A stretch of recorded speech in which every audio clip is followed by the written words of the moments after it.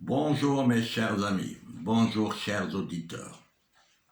La gestion désordonnée de la lutte contre le Covid-19 a mis en lumière les défaillances du multilatéralisme.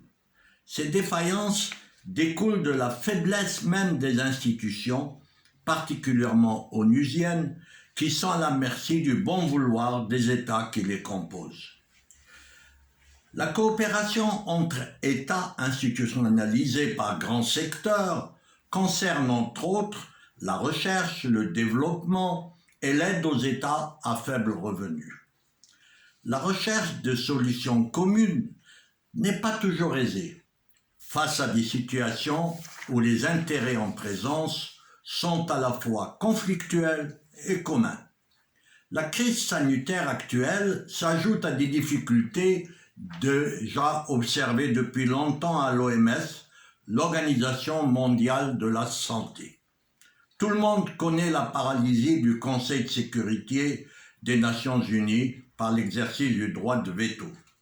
À cela s'ajoute le repli des États-Unis, le blocage de la Russie et la stratégie de conquête de la Chine. Ces trois États ne sont d'accord sur rien ou presque. À cette situation difficile, il faut ajouter d'autres faiblesses des institutions multilatérales. Le trop-plein des initiatives qui ne facilitent pas les coopérations nécessaires et la surproduction de normes dont on ne sait pas si elles sont obligatoires ou non. Cet état de choses ne facilite pas la mobilisation de toutes les parties dans la lutte contre le Covid-19. L'OMS a connu par le passé d'autres crises, comme le SRAS, l'Ebola, le Zika ou encore le H1N1. La plupart de ces épidémies ont fini par disparaître d'elles-mêmes. Le rôle de l'OMS est de tirer des enseignements des crises sanitaires passées. Au dire des scientifiques, le virus Covid-19 ne disparaîtra jamais définitivement. Le virus, transmis par l'animal, ne peut être éradiqué car leur réservoir persiste. Les seuls à pouvoir être éradiqués sont les virus dont l'homme est le seul réservoir, comme par exemple celui de la variole, la rougeole ou la polio. L'OMS n'est pas une organisation dotée de missions opérationnelles, mais une institution orientée vers l'élaboration de règles générales destinées à améliorer le niveau de la santé mondiale. C'est tardivement, qu'en 2005 seulement, que l'OMS s'est vu confier une gestion des crises sanitaires. C'est de la mission de cette institution de déclarer l'urgence de santé publique de portée internationale qui implique une nécessaire coordination.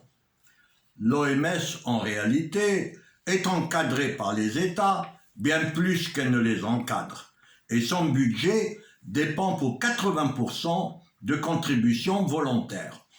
C'est là où le bas blesse. Financée par des contributions volontaires, elle dépend directement du bon vouloir des États, surtout quand ils sont grands contributeurs comme les États-Unis. Ceci en fait une organisation faible dont la légitimité est souvent contestée. Donald Trump, le président américain, en a fait un instrument et une politique en suspendant la contribution de Washington. Pourquoi ? Au motif plus ou moins avoué que l'organisation est trop gentille avec la Chine. Dans le langage du président américain, c'est « faites ce que je veux ou je coupe les vivres ». Dans un autre langage, c'est du chantage au plus mauvais moment, lorsque toutes les volontés doivent être assignées à la lutte contre le virus.